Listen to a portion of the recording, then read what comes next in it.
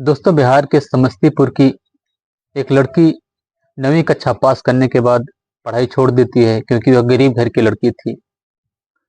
एक दिन वह जब अपने रिश्तेदार में गई हुई थी तो उसे एक लड़के से प्यार हो जाता है। वहां पर वह अपनी रिश्तेदारी में अपने नानी के घर लगभग 2 महीने रहती है। उस दौरान उस लड़के के साथ काफी उसका लगाव हो जाता है और दोनों जो है आपस में शादी के लिए वादे करते हैं एक दूसरे से। जब लड़की अपने घर वालों से बातचीत करती है, अपने माँ बाप से, कि उसको उसके साथ शादी करनी है, तो उसके जो माँ बाप होते हैं लड़की के, कहते हैं तुम्हारी जो बड़ी बहन है अभी उसकी भी शादी करनी है। अगर उसकी शादी करे बगैर तेरी शादी कर देंगे पहले तो लोग क्या कहेंगे। काफी जिद करती है वो अपने माँ बाप से, लेकिन माँ बाप जो थे काफी गरीब थे, कुछ नहीं कह सकते उसको। अंत में जो लड़की है उस लड़के के साथ भाग जाती है। लड़का उसको लेकर बिहार से दिल्ली पहुंच जाता है। लड़की के जो माँ बाप थे गरीब थे, इसलिए उनकी जो इतनी हिम्मत नहीं कि उसे ढूंढें। अपने आसपास के जिले में तो उन्होंने तलाश की, ढूंढा, उस लड़के के घर भी काफी बवाल हुआ, लेकिन उसके बाद वह मिलती नहीं है। लड़का जो है अपना फोन बंद कर लेता है और दिल्ली में जाकर वह रहने लगता है उस लड़की के साथ। धीरे धीरे 5-6 महीने बाद जब उस लड़के का मन भर जाता है तो उस लड़की को वह ऐसी जगह भेजता है, आपको सोचकर बड़ी हैरानी होगी। दोस्तों, आइए कहानी को आगे जानते हैं। तब तक मेरी आपसे छोटी सी रिक्वेस्ट है, छोटा सा और नया चैनल है मेरा, आपके सपोर्ट की काफी जरूरत है, तो मेरे चैनल को सब्सक्राइब जरूर करके आना। दोस्तों, वहां पर दोनों रहने लगते हैं दिल्ली में। लेकिन जब वो लड़की देखती है कि यह लड़का जो है बड़ा ही निकम्मा है, कामचोर है, इसको कहीं काम के लिए भी भेजो, काम के लिए भी नहीं जाता है और सारा दिन घर पर ही बैठा रहता है। वह लड़की आस पड़ोस के घरों में जाकर थोड़ा बहुत काम करती और उसी से गुजारा चलता रहता। वह लड़की अब पछताने लगी थी कि मैं किसके साथ फंस गई हूँ। अब वह कह रही थी कि मुझे घर ले चलो, लेकिन वह जो लड़का था, लड़के का नाम दीपक होता है, दीपक कहता है कि अभी तो मैं 10 दिन के लिए घर जा रहा हूँ और वहाँ का जो माहौल है देखता हूँ क्या है, उसके बाद जो माहौल होगा वहाँ का, बिहार का, उस हिसाब से मैं तुम्हें लेकर चलूंगा। तब तक तुमको जो है मेरी एक मौसी और मौसा रहते हैं, उनके पास यहाँ पर रहना पड़ेगा। अब दीपक जो है 2 दिन बाद फिर अपने मौसा मौसी को बुलाता है और जो उसके मौसा मौसी थे वह आते हैं। वह बहुत सारे खाने की चीजें, बहुत सारे कपड़े वगैरह उस लड़की के लिए भी, लड़की का नाम मंजू होता है, मंजू के लिए भी बहुत सारा सामान, और जो है दीपक के लिए भी बहुत सारा सामान, कपड़े वगैरह लेकर आते हैं। जो मंजू थी यह देखकर बहुत खुश होती है और आश्चर्य में पड़ जाती है कि इसके मौसा मौसी कितना केयर करते हैं इसकी और इसका कितना ध्यान रखते हैं, कितना सारा सामान लेकर आए हैं। जो वह देखती है तो उनके प्रति वह काफी आकर्षित होती है और लगभग एक दिन उनके पास वह रहते हैं। इसी दौरान दोनों काफी घुल मिल जाते हैं और अब जो है दीपक होता है, कहता है अब तुम जो है इनके साथ इनके घर जाओ और आज शाम को जो है मैं अपनी ट्रेन पकड़कर घर चला जाऊंगा। दीपक ने पहले से टिकट वगैरह करा रखी थी। दीपक अपने घर चला जाता है, वह उनके साथ, अपने मौसा मौसी के साथ उनके कमरे पर चली जाती है।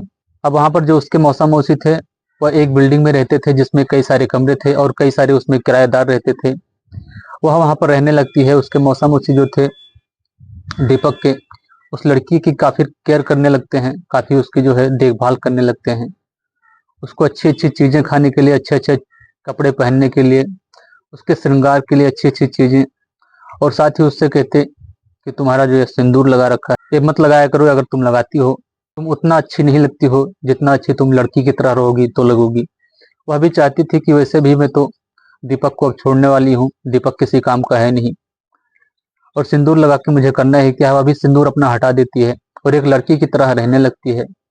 उसकी पूरी सेवा होती है। शाम को उसकी जो मौसी होती है उसकी मालिश करती है, उसकी बहुत सारे फोटोज जब वो तैयार होती तो उसकी खींचती और वह काफी खुश रहती। जब वह पूछती कि यह फोटो आप क्यों खींच रहे हो, कहती जो है, दीपक पूछता है कि तुम मेरी बीवी की कितनी सेवा करते हो, कितना ख्याल रखते हो, इसलिए उसको भेजते हैं देखने के लिए। और पास ही में एक कमरा था जिसमें जो एक लड़का था वो भी बिहार का रहने वाला था, जिसका नाम सुनील होता है। सुनील यह चीज देखता रहता है कि जो लड़की है देखने में तो बिहारी लगती है, बातचीत के हिसाब से तो बिहारी लगती है, लेकिन ये जो आंटी अंकल हैं ये तो बंगाली हैं। सुनील सोच में पड़ जाता है और इन सब चीज़ों को अब वह पूरा फोकस करके नोटिस करने लगता है और सोचने लगता है कि कुछ ना कुछ तो गड़बड़ है। अब वह इन लोगों पर अपना फोकस रखने लगता है। उधर जो उसके मौसा मौसी थे लड़के के, वह भी उस लड़की से कहते थे कि तुम बाहर मत निकला करो क्योंकि काली हो जाओगी, तुम्हारी इतनी सेवा करती हूँ, इतनी देख रेख करती हूँ ताकि तुम सुंदर लगो। और दीपक जब आए तो वह खुश हो जाए। और लड़की भी अंदर ही रहती थी, ज्यादातर बाहर उसे नहीं जाने देते थे। अब संदीप जो है एक दिन, जो कि बाथरूम था दोनों का एक ही था, जो कई सारे किराएदारों का जो बाथरूम होता है एक ही होता है। जब वह लड़की बाथरूम जा रही थी तभी जो संदीप होता है उससे झगड़ा कर लेता है और कहता है बंगालन कहीं की, इतना देर लगाती है बाथरूम में। मंजू कहती है तू होगा बंगाली, बंगाली कहीं का, मैं तो बिहारी हूँ, बिहार की रहने वाली हूँ।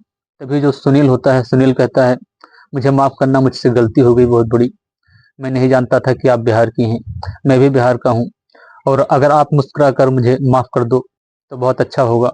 वह मुस्कुराने लगती है, हंसती हुई कहती है कोई बात नहीं, मैं आपसे माफी चाहती हूँ, मुझे भी नहीं पता था।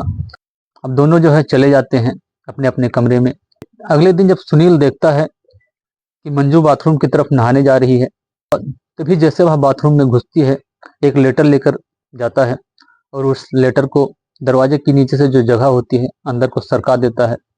और उस पर लिखा था कि मेरा नाम सुनील है, जिससे कि आपकी मेरे से कल झगड़ा हुआ था, और इस लेटर को पढ़ लेना और चुपके से पढ़ना, किसी को इसके बारे में बताना मत। उसमें यह लिखा था कि जो तुम्हारी मौसी मौसा हैं यह बंगाली हैं और तुम जो है बिहार की हो। यही पता करने के लिए कल मैंने आपसे झगड़ा किया था और मुझे कहीं ना कहीं शक हो रहा है, जिस तरह से तुम्हारी सेवा करते हैं, जिस तरह से तुम्हें बाहर नहीं निकलने देते हैं, इतना तो कोई अपनी औलाद की भी नहीं करता है। और इनके बारे में मैं जानता हूँ, यह इससे पहले भी कई अलग अलग जिले की, कई अलग अलग शहर की लड़कियों को लेकर अपने पास आते हैं और कुछ दिन रखने के बाद उनको किसी के साथ भेज देते हैं। और कल ही मैंने किसी व्यक्ति से इनको फोन पर बात करते हुए सुना है कि लड़की जो है काफी सुंदर है, जवान है, और कम से कम 5 लाख तो बनते हैं, 3 लाख पहले दे दो, 2 लाख बाद में दे देना। इस तरह की बात जब मैंने सुना तो मुझे कहीं ना कहीं बहुत ज़्यादा शक होता है। और, और मैं चाहता हूँ कि इसके बारे में तुम्हें अच्छे से जानकारी होना चाहिए, ऐसा ना हो कि तुम्हारे साथ कुछ गलत हो जाए। वह लड़की जो है उस पत्र को पढ़ती है और उसके बाद वहीं जो है फ्लश कर देती है, पानी में डालकर बाथरूम में जाने देती है। वह लड़की सोच में पड़ जाती है और बाथरूम से बाहर आती है नहा धोकर। जब बाहर आती है तो गहरी सोच में पड़ी हुई थी, अपनी मौसी से पूछती है मौसी क्या बात है, आप मेरी बड़ी फोटोज खींच रहे हो, क्या करते हो। वह बताती है कि जो है दीपक फोटो मंगाता है, मेरी बड़ी सेवा करते हो, क्या बात है। कहीं ना कहीं उसकी मौसी को भी शक होने लगा था कि इसको कहीं शक हो रहा है। अब वह भी सोच में पड़ जाती है। उसकी मौसी कहती है दीपक ने मेरे से कहा है कि उसके पूरा ख्याल रखना, उसको बाहर मत जाने देना और उसकी पूरी सेवा करना, अगर मैं ऐसा नहीं करूंगी तो वह मेरे से गुस्सा हो जाएगा। तभी जो है मंजू पूछ बैठती है मौसी, आपकी जो बड़ी बहन है यानी दीपक की माँ, वह आपसे तो काफी बड़ी लगती हैं, आप तो उनके मुकाबले में उनकी बेटी लगती हो। तो मौसी कहती हैं वो क्या बात है ना कि मैं शहर में रह रही हूँ और साथ में ही वो गांव में रहती है, और दूसरी बात कि मैं जो है 10 साल तो वैसे भी उससे छोटी हूँ और शहर में रहने की वजह से मैं ज़्यादा अच्छी लगती हूँ। गांव में रहते रहते उसकी हालात जो है थोड़ी बुजुर्गों की जैसे हो गई है। और मौसी बोलती है अब कल ही जो है मैंने उससे बात किया है दीपक की माँ से, वह सब कह रही थी अच्छा है, कुछ दिन के बाद हम लोग भी घर चलेंगे। तो मंजू जो है गहरी सोच में चली जाती है और कहती है ये तो वाकई में झूठ बोल रहे हैं, क्योंकि जो दीपक की माँ है उनको मेरे हुए तो लगभग 5 साल हो गया और ये कह रहे हैं अभी जो है इनकी बात हुई है। वह कुछ नहीं बोलती है, मामले को शांत रहने देती है। अब एक पत्र लिखती है और उस पत्र को ले जाकर उस लड़के के बगल में, जिस लड़के से इसके बातचीत चल रही थी, सुनील था, उसके कमरे में किसी तरह से समय निकालकर पहुंचती है कमरे के बाहर और दरवाजे के अंदर से लेटर घुसा देती है। जब संदीप पढ़ता है उस लेटर को तो उसमें लिखा था कि सच में आपने जो कहा था वह सच लग रहा है मुझे, और मैं कहीं ना कहीं फंस चुकी हूँ। किसी तरह से आप मुझे बचा लो। वो जो संदीप होता है, संदीप पूरी तरह से सतर्क हो जाता है।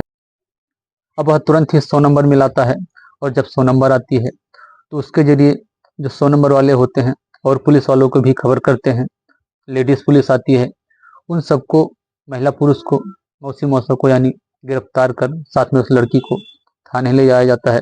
वहाँ पे साथ में सुनील भी जाता है। थाने ले जाकर पूछताछ शुरू किया जाता है।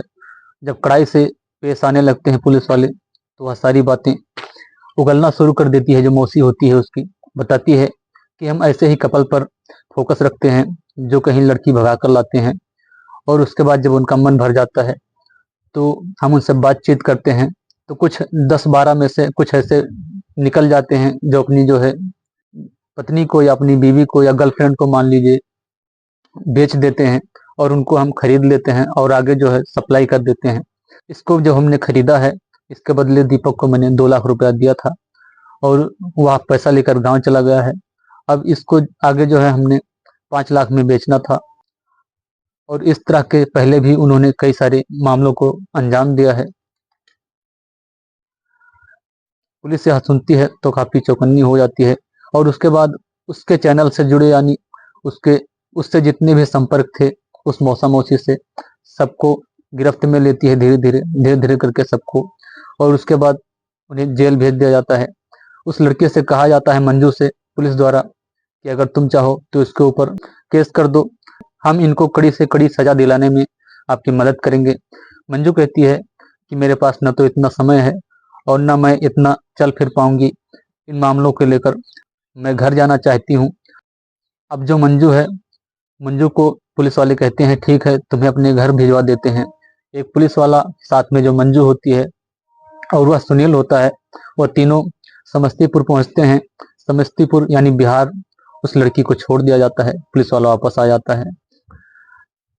आ जाता है, लेकिन जो सुनील होता है, सुनील को जो है वह लड़की अपने घर कहती है, इतने दिन से हम लोग यात्रा करके आए हैं, सफर करके आए हैं, तो एक रात आप यहाँ रुक जाइए, आराम कर लीजिए, सो जाइए खाना वगैरह खा के, उसके बाद अगले दिन चले जाना। वह भी मान जाता है और वहाँ रुक जाता है। अब दोनों में काफी प्यार मोहब्बत हो जाता है। दोनों के पास फोन नंबर थे। लड़का जो है चला जाता है, सुनील उसे वहां से छोड़कर अगले दिन। उसके बाद दोनों में काफी बातें चीतें होती हैं और एक अच्छे दोस्त की तरह दोनों रहने लगते हैं। अगर यह कहानी जरा से भी अच्छी लगी हो तो मेरे चैनल को सब्सक्राइब कर दीजिए, लाइक और शेयर भी करते रहिए। मैं भोलेनाथ फिर मिलता हूँ एक और नई कहानी के साथ। तब तक के लिए जय हिंद, जय भारत।